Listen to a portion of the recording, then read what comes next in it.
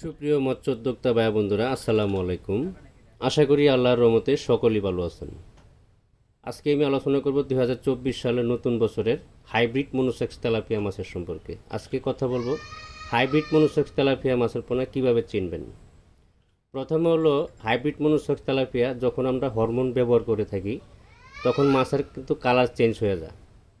মাছের দেখবেন কান্তায় একটা সবুজ টাইপের একটা রং আসবে, লেজ লাল থাকবে, পিঠের ধারে কালো থাকবে, থুতনার নিচে হলুদ থাকবে। তাহলে বুঝতে পারবেন যে এটা হাইব্রিড এবং কি হরমোন ব্যবহার করা হাইব্রিড মনোসেক্স তেলাপিয়া মাছের পোনা।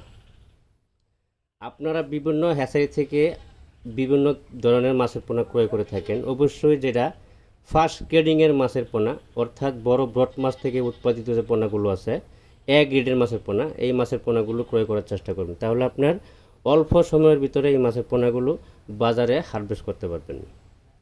আরেকটা বিষয় হলো প্রতারক থেকে সাবধান থাকবেন। আপনারা 10-20 পয়সা কমের জন্য 2 নম্বর মাছ নিয়ে নিচ্ছেন, নিয়ে আসার পরে আপনার ওই লক্ষ লক্ষ টাকার খাবার খাওয়ায়ে ইনভেস্ট করে লস খাচ্ছেন। এসব বিষয় থেকে 100% সতর্ক থাকবেন।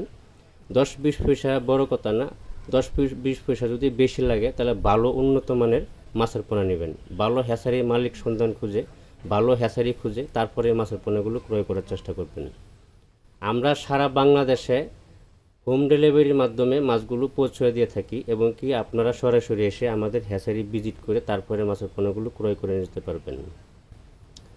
আপনারা একটা জিনিস ফলো করবেন যে 28 দিন হরমোন ব্যবহার করা আছে কি না। 28 দিন হরমোন ব্যবহার করার কারণে বা করার পরে মাছের কিন্তু অনেক নাম দেওয়া যায়, যেমন tiger monosex, CP, prime, mega. Hormone ব্যবহার করার পরে অনেক নাম দেওয়া যায়। তো আসলে মূল কথা হলো যে হরমোনটা হলো সবচেয়ে বড় জিনিস। হরমোন ব্যবহার করার কারণে আপনার মাছটা হিজড়া হয়ে যায়, যে কারণে মাছটা কোনো সময় বাচ্চা দেয় না।